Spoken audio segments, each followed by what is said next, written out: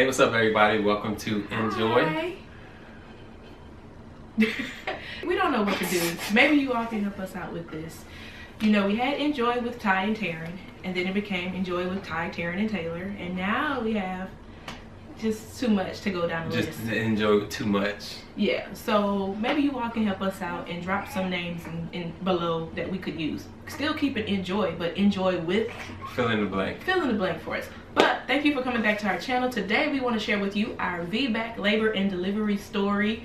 And man, oh man, y'all, Tyler is here. He was born April 7th. We are so excited that, you know, he's here, he's healthy. I was healthy throughout the process, and today we want to share that testimony with you all because it was truly indeed just it was amazing. But we're also going to include some video footage. We want to share a lot of actually what happened behind the scenes, not just sit here and talk to you, but we got video footage, not of everything, of course. I wanted to get everything. What's up, everybody? We are headed to my 39-week doctor's appointment. And as you can probably see, the car is already packed up because we don't know if I may have to be sent to the hospital. I just thought that it would be good to go ahead and just have everything packed up in case I have to go to the hospital. I actually have been having some mild contractions throughout this morning and even up to this point now, so I said I would rather just have everything packed and ready in case we go there and the doctor tells us to go straight to the hospital. But if nothing else, this would be a good practice run. Yeah, we're doing a practice run right now. Maybe not. Tyler is here. Yeah, Tyler decided to join us, aka Boss Baby. That's his name. He's definitely a boss baby, but we'll give you a Tyler update later on. We're going to share this labor and delivery story with you. As you saw in the video, we were going to the doctor's appointment. We didn't update you after the appointment. The doctor said that I had not dilated and my cervix was still closed, and so even though we were prepared just in case they sent us to the hospital, we ended up going home. However, that Wednesday night I started experiencing, like, I guess pre-labor symptoms or contractions to the point where it kept me up all night, but I couldn't sleep at all. So moving on into Thursday, what happened? I worked Thursday, and thankfully Ty's sister was here with us. Work from home. Yeah, work from home on Thursday.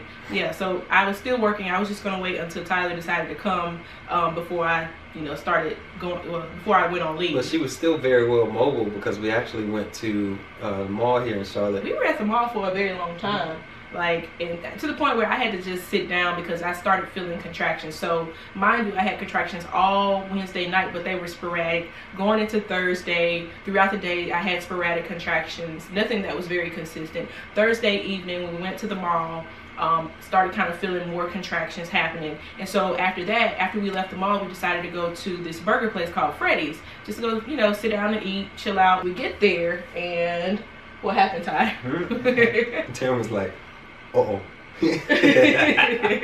We were at the counter ordering our food, and I just felt something that did not feel normal. So I was like, let me go check on myself, because I know I didn't just pee on myself. Like, what just happened here? And so I went in the restroom and, you know, checked myself out, but I really couldn't tell what had happened. I just wasn't sure. However, after that, we got our food, we sat down, and I started having like these consistent contractions. They were like 7 minutes apart. In my mind, I was just like, I know something has happened. After that, we head home. We were just chilling out in the room, right? And what happened again, Ty? Yeah. I was on the birth ball. Ty's sister was in the room with us, and you just have to see the video for that one. Watch the video. Well, it's not of me. It's actually Courtney, Ty's sister, doing a reenactment of me. But this will kind of give you an idea of what happened. Check it out. So what just happened, Ty? Taryn's water broke. Water broke? It's that time. It's game time, people. It's game time. It's game time. Okay, so I look a bum mess right now. Courtney's here with us. Perfect timing. Perfect timing. Personal assistant. So yeah, guys, my water just broke. So I started having consistent contractions. We were just all here chilling in our room, and yeah. started having another contraction. And that's when I felt something that was just pretty, yeah, like the big shebang. Courtney's gonna show you all a reenactment of what I did.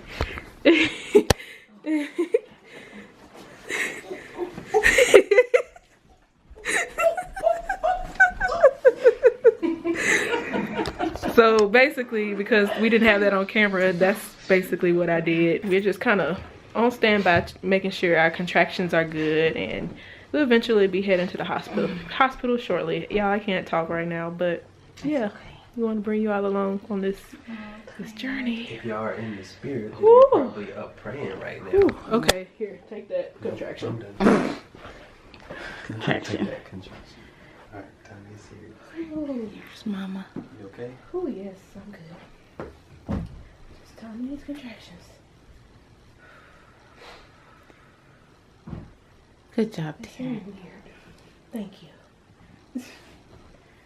These are kind of mild right now. They're not the heavy ones, but it seems like the ones that I was experiencing earlier are heavier than these. But I mean, praise the Lord for that. Hey. Hey now. I prayed for it. What? Short, easy, painless. Harmonious conditions, smooth transition. I thought you were speaking in tongues just now. Harmonious conditions. Harmonious conditions. Smooth transition. Favorable outcome. Favorable outcomes. No pain. Minimal discomfort. Yes, preach it. That's what we believing for. That was around like 10:35 p.m. And at that point, So keep in mind, this is the very next day after our appointment. yes, Where she was not dilated At and he had all. not dropped either. Yeah, that was the thing. They said that my doctor said that Tyler was sitting up very high, and so that was probably the reason why I hadn't dilated, or I don't know. That's what he kind of shared with us on Wednesday. I think because I kind of got an adrenaline rush from it, my contractions ended up slowing down, and so we were kind of just not sure what to do. I didn't really want to go to the hospital immediately because I felt like the time clock would start, and I kind of just wanted to give my body time to do what it needed to do. The doula, she had given us some really good information. Correct me if I'm wrong, but Yeah. she said she gave us like a number system to go by. Yeah, It was like 5-1-1. Okay, so it was like 5 5 minutes apart for 1 minute for a whole hour. For a whole hour, yeah. Okay. So that happened in my head when it happened. Yeah, and But he was on top of it. Yeah. And so I had the little app timing the contractions and stuff. And so they got to about like 12 minutes apart. And so we were kind of like, okay, what should we do? I didn't want to go to sleep at that point because I'm like, okay, I just need to be up right now. And then Ty also started packing up the car to, get everything in because we knew eventually we would be making our way to the hospital. Being that I had a C-section, I think, it puts me at a greater risk. Yeah. And so that was one of those things where it was like, okay, you probably need to go ahead and go so we can monitor you and him. And so that's what we did. We ended up getting to the hospital about 2:35, in which you'll see in this clip. What's up, everybody? We are at the hospital. We decided to come on to the hospital because contractions are averaging about 4 minutes apart and About 40 seconds long. yeah, so it seemed like they're starting to get longer too. Like the one I just had, well, before this one was like a minute. So yeah, we decided to come to the hospital. Our doula is going to meet us here and we're gonna get this party started. About 2:30 in the morning. Yeah, it's actually Tyler's actual due date, so it's pretty interesting. But We waited a few hours to see Yeah. kind of what would happen, and the contractions were pretty consistent, so we decided to come on in yeah, and believing for a quick, smooth, and easy process and for a favorable outcome. yep, harmonious conditions. That's what we've been praying for, a smooth transition. Yep. All right, so we'll check in later. Hey everybody, so we're in triage right now, waiting to go to our room. We just got in here, Taryn got checked out, and she is 5 centimeters dilated, 70% effaced, is what they just told us, which is a huge difference from when we just saw the doctor about a day and a half ago, where she was not dilated at all, the cervix was not open at all, so favorable outcomes so far. He told us it's not really a challenge of her being dilated, but the baby hasn't fully dropped yet. So that's a good thing in our eyes because there are exercises that you can do to make the baby drop a little bit more, but not necessarily to become dilated or to dilate more. So favorable outcomes, it's working out, and Taryn is having a contraction, but she is a trooper and she is doing great. She's been doing very well. Good job, babe. So let me turn this off so I can support. So as you see, we were in triage, and I was 5 centimeters dilated. It was timed so perfectly too because the doctor that had checked us out just the day before, he just so happened to just be arriving on his shift at the hospital. So he, of course, he walked in kind of smiling, like, you know, what a difference a day made. Yeah. So that was pretty cool. So he admits us into our room that we would be laboring in, and I, you know, started kind of just, you know, the contractions started getting very strong to the point where I couldn't really even talk, and I was just kind of working through them. Ty was there helping me out, my doula was there helping me out, and at this point I was just laboring naturally. I didn't want an epidural right away. I wasn't opposed to it, but I just kind of just wanted to let my body just do what it needed to do, and plus I wanted to be able to kind of move a little more freely than to be, you know, restricted to a bed. What were you thinking during that time though, like in your mind, just me laboring, like, you know, going through all of that stuff? I was thinking, baby, come. Come, baby, come through right come, now. My baby, come, my baby. Come, my baby, come, my baby, my little butterfly. Sugar, baby. That went on for like all day, basically. I think it wasn't until the afternoon that's when I decided to get the epidural. So it's about 12:30 in the afternoon.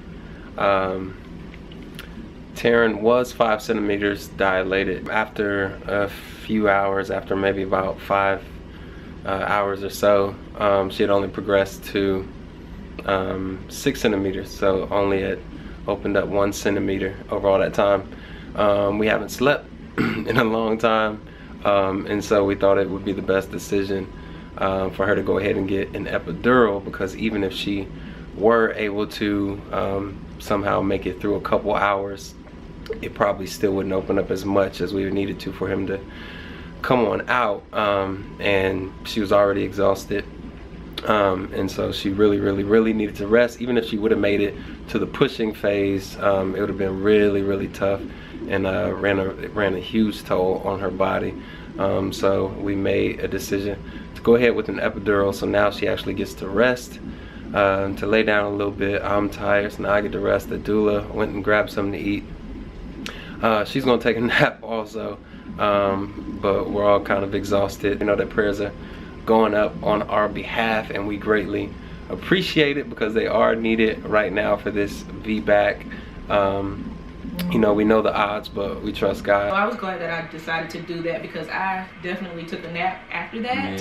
And you'll see in this video the difference from when I first got to the hospital and this video right here. Hey everybody. I know I look a hot mess, so don't talk about me, but I just wanted to give you all an update on where we are in the process. I'm about to have a baby, y'all. It's been a very long day, y'all. Right now it is 7:10 p.m. Friday, April 6th. I am 7 centimeters dilated, and Tyler actually has dropped a little bit more. They just gave me Pitocin, which I already have the epidural, so I'm not even feeling anything.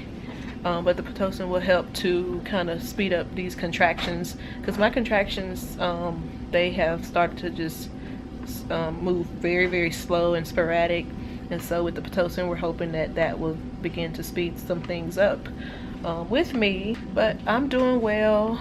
Ty's been a great coach and cheerleader, and my doula has been awesome as well, so I'm just truly thankful that, you know, God's grace is with us and just helping us out to do what we need to do.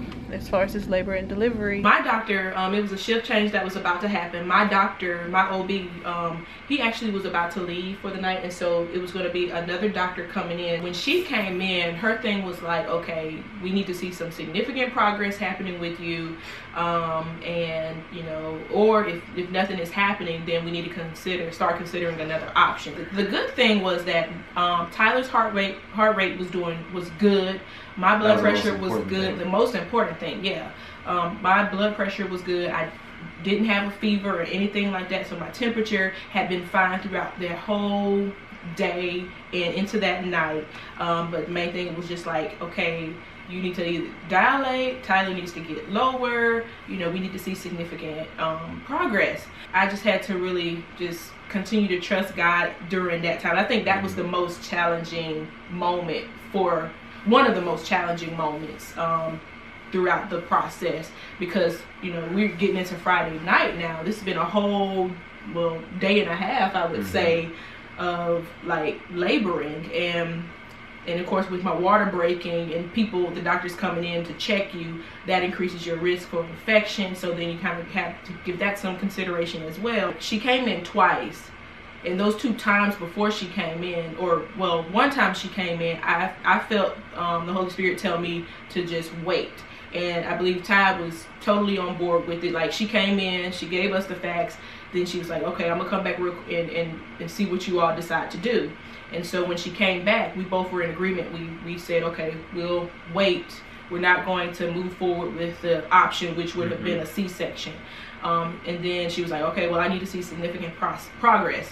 So by then, I dilated to 7 centimeters. Tyler was still very high. Which was not necessarily significant. It wasn't significant at all, yeah. And so the second time around, before she came in, I heard the Holy Spirit again tell me, wait. And so she came back in and she began to lay out the facts once again. And we agreed again to just wait. You know, we were taking into mind that, you know, my blood pressure was good and all of that stuff. All that stuff was still good, so that wasn't the issue. So it's interesting that the third time before she came in, the Holy Spirit actually told me to do whatever she suggests to do. And so also by then, before she came in, they had already started giving me Pitocin. And because I had a C-section, they said that they can only give me up to 20, level 20. Yeah. And so by then, that third time, I had already reached level 20. They had already bumped it up to 20. And so I really was not supposed to get any more. Up to that point, I think that may have been the turning point, but it was the most challenging also, because at that point, we're so exhausted. We're so worn out at that point that it's like you almost want the baby to be there. Yeah. So the easier option would be to just go ahead and do the C-section. Yeah, get the C-section. The thing about it, going into it before we even went in there, and I think we said it earlier in the video, or if not, you know, in the previous video, we said what we're desiring is a successful VBAC. Yeah. That's what we're shooting for, and we believe that there will be a favorable outcome. Yeah. And so knowing that that's what we were shooting for, then it was like, unless things change and this just becomes a last resort, we are not settling. So even if our bodies got to go through a little bit more than what we had planned, this is what we had in mind from the beginning. And so we were able to kind of stay the course with that instead of wavering, you know, with whatever the doctor wanted to suggest. Something I ended up doing was pulling out my phone, and I wrote confessions in my phone, just sitting there in the bed, and I was just like, God, I believe that you told us that this would happen this way, and I trust you. And so that third time that she came in, I'm thinking that she's coming in to suggest, okay, the C-section, in which, you know, God told me to go with whatever she says. However, she says, well, let me see if I could do something. So she actually, like, you know, checked me out and... Well, first, I think she checked, but we hadn't made any progress. We went to an 8, only an 8. Yeah. 8 centimeters. And so nobody said anything. Nobody said, okay, well, let's do this. Yeah. The room just kind of went silent. And she said, we didn't suggest. We didn't say, hey, let's just wait a little bit longer. She waited, and then it was like, well, let me see. And in my mind, I'm thinking like, that sounds like favor. Anytime I hear, you know, well, you know, let me see, or we don't normally do this, or, you know, let me see what I can do. I was thinking like, okay, something's happening. And something did happen. She was able to somehow go in and like turn Tyler a little bit. She was like, she could feel his head, so she could feel that he had come down a little bit more. And then she tried to turn it a little bit. It was just interesting. I really don't even know exactly what she did, but she was able to kind of reposition him in a way. And then she hooked me up to a different type of monitor because she said we will be able to really see what's happening from this type of monitor. And then she was like, I'm also going to give you doctor's orders to bump up the Pitocin to 25. Mind you, because I had a C-section, I was only supposed to be at 20. After that, we actually, I don't even think we saw her anymore. Because this was now getting into the morning time. I don't even think she came back to say bye. No, she didn't even come back to say bye. I don't know. Maybe she did, or she didn't introduce us to the next doctor. It was something, but it happened really quick. But a shift change happened going into that next morning. I think she was a shift. It was a shift. It was a shift. Not only did she shift Tyler, but God shifted some things. No, something did happen when she turned on. Something happened. Something happened. It was the Lord doing. It was marvelous in our eyes. But shift change happened at 7 o'clock that morning. We didn't see her anymore. And the new doctor, actually our doula, she knew of him. Well, the nurse shared what doctor would be coming in. And our doula was like, oh, okay, he's a good doctor. But it was funny because like it was 7 o'clock, and normally when they have a shift change, the doctor will come in to at least 7 a.m. Yeah, 7 o'clock in the morning, Saturday. And so the doctor would come in to introduce, themselves, but he didn't come in until around 9 o'clock in the morning. So I'm looking like, okay, where's this doctor? Like, what's going on? Even so, it wasn't much of an introduction. He came in. He said his name, asked how she was doing. He didn't even check me. And then he just said, hey, I'm gonna just let you work and see what happens. I'll be back in a few hours. We're like, and that surprised me because I'm thinking like, okay, this is the third doctor. Like, he's gonna be like, he might come in and try to shut it down. Quickly. It didn't happen that way. He didn't even ask any questions. No, he didn't even check or anything. He didn't have the nurses check or anything like that either. He just allowed my body to labor and to do what it needed to do. I think by then also I kind of slowed up on the epidural because I really wanted to kind of keep some feeling when it came time to actually push and stuff like that. The grace of God, I tell you that the grace G status. Yeah, I like that. But yay y'all. Chic t-shirt. So the doctor came in to check on us probably about twice, but the second time that he came in to check on us, he went ahead and checked her out, and he just really calmly, not excited at all, just said, all right, you're fully dilated. And we're like what? Is this happening right now? But he still hadn't dropped completely, but he was like, you're dilated. So he just kind of nonchalant was just like, all right, let's start some practice pushes, and just walks out the room. And we're like, oh, but where are you going, first of all? But then, like, is this really happening, like, right now? So then we're kind of looking around, so the doctor starts getting stuff together, and Taryn is like, okay, so what are we about to do? And she's like, we're going to do some practice pushes. And we're like some real pushes? And she's like, yeah, all right, you ready? So that's what we started doing and going through all of that for about 3 hours, 3.5 hours, guys. Taryn handled it like a G. She did really well with the pushes. Like, I mean, she wasn't screaming, she wasn't yelling. You could just tell, like, I mean, you could tell she was pushing really hard and concentrating. But of course, as we got further and further, and he started getting a little bit closer. But I mean, she handled it. So thank you. We did the practice pushes, and that's how long? 3.5 hours. Yeah, we were going for a while. And then we took a break because, like, the thing was, it was like Tyler was getting close, but my nurse said that it was like he was taking 2 steps forward and then 2 steps back. I think at that point she also showed you his head. Yeah, so we could see the crown of his head. But even before we could see it, she just kind of opened up a little bit, and she said, yeah, he has a head full of hair.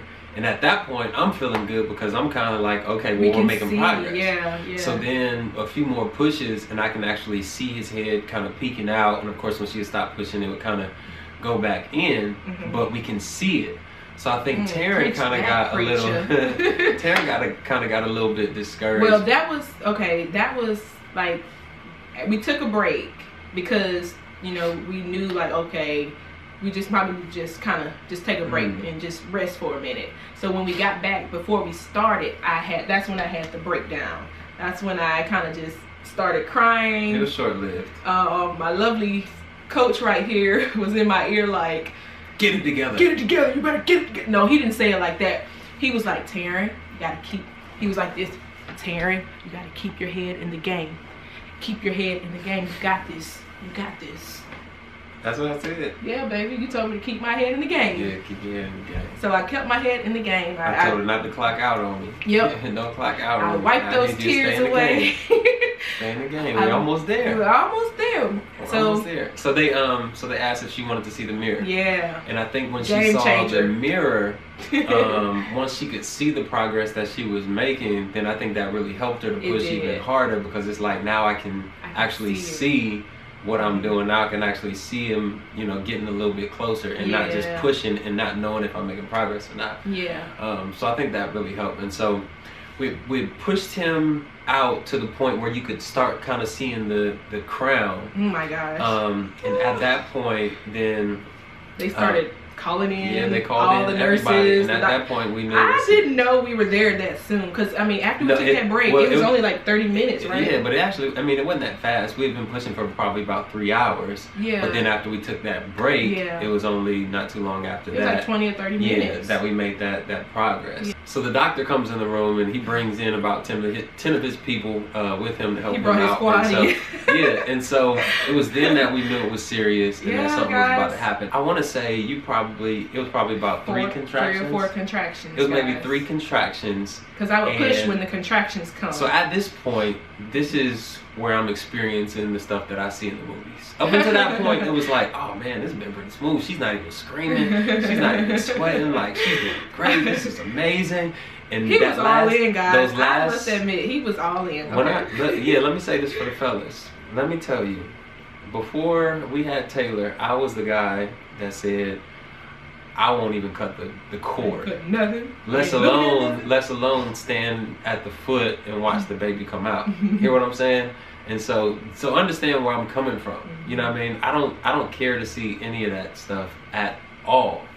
But for this one, of course, because we had C-section for the first one, I'm like, well, you know, I've seen a lot. Because they let me on the other side of the curtain for that. But so for this, I was like, all right, I can handle it. So anyway, I still didn't know how I would respond, but I wanted to see it.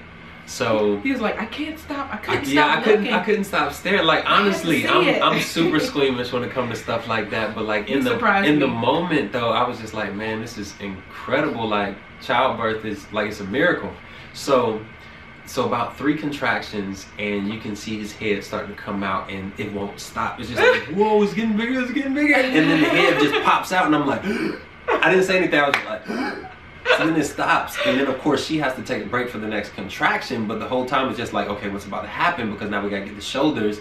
And all it took was 1 contraction. She took a hard push and just, and I screamed to the top of my lungs on that very last she push. She did, and it was just like, yeah, I didn't make the sound effect. But do it. I mean, he just slid right out and they caught him and I was just like. And I think I started shouting, thank you, Jesus. Hallelujah. Thank you, Jesus. And he did start crying, right? Yeah, they had to clean his mouth out and stuff, but he did start crying, and I was just like, man, this is incredible. And you cut the cord. Yep, I was able to cut the cord this time. I cut Taylor's cord also, but they had already snipped it because it was a C-section. Yeah. But this one I actually got to cut it before they cut it, and so here's a little footage. Here's a little footage of some of that. We couldn't record everything for the delivery, but we just got a few little clips that we still want to share with you all. Santa out at 5 o'clock. What day? Would you like? How would you like your pit? 333-999. 999.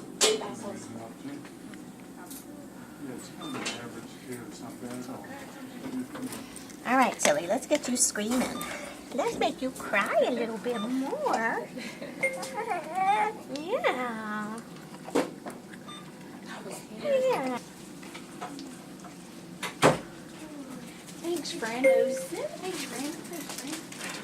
Yeah, pop that gunk up.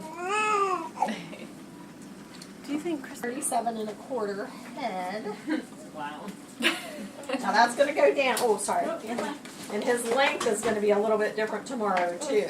Because he is. Hey, honey bun. We've been waiting for you. Oh my goodness. I'm down at 5 minutes. Yeah. Can you believe that? Take this off. Aww. Congratulations. Thank you. Thank you. Big boy. Alright, hold tight. Oh, man. You did it. God did it, y'all. We are truly thankful that, you know, not only like did I have a healthy pregnancy, but just God blessing us with the desire for one to have another baby, to have a baby boy, and to have a VBAC. So we give the glory to God, and we share this to just really encourage you all. It's really about our faith and our trust in God and our trust in His promise. You know, this wasn't something that we were just trying to make happen or create in our own minds, but we really felt in our heart that this is something that God told us that He was going to do. He even spoke to me. Did he share with you that we were going to have a boy this time? No, that's just what I was believing for. Yeah, well, he shared with me that it was going to be a boy. And so that was, again, you know, me trusting him throughout that process before we found out the gender. And then, of course, with the VBAC, I know he shared with me that that would happen. But, you know, when you're going through the challenges of everything, you know, there's so many opportunities, yes, like to renege, to go back, or to second guess what you heard because of how things look right now. But then, you know, I also want to encourage people, like, you know, when you have your mind set to do something, or if you believe God shows you something, or even if it's not really that deep, it's just like, hey, this is what I want the end result to be, and I'm not going to let anybody or anything, you know, cause me to waver in this. You can go online and, you know, you'll see success stories and you'll see failed stories. You'll look up the statistics, and the statistics may not be favorable. You hear stories from people that you know, and they'll say, hey, don't even try it because you're going to tear, you're going to rip, you're going to rupture, you're going to, you know what I mean? They'll say all of this stuff, and all it takes is one person to say one negative thing, and automatically it sends you in a tailspin to where you feel like, man, you know what, that might happen to me too. Well, guess what? It might not. And guess what? When you hear the success stories, why don't you allow that to encourage you, you know, just like you allow, you know, something negative that somebody said to discourage you, you know what I mean? But, you know, believing and knowing that what you're setting your faith to will happen, because that's exactly what faith is, you know, a knowing, not just, you know, I got a feeling like, you know, that this might just happen, but no, I know this is going to happen. And this is what I'm setting my faith on, this is what I'm setting my, everything that I believe is on this, and nothing that anybody can tell me is going to change this. This is what the end result will be. And for us, our end result was a successful VBAC and a healthy mama, a healthy baby, and we are truly thankful. We thank you for tuning in again to another episode of Enjoy with Ty and Taryn for right now. And make sure you all fill in the blank of what we should call it, or if we even should change it. Enjoy Family 4. Francis Family 4. I don't know. Enjoy Francis 4. Fantastic 4. Oh, wait a minute. I'm just going on the edge now. But thank you for watching, and we will see you all in our next video. There he goes. Perfect timing. Gotta go.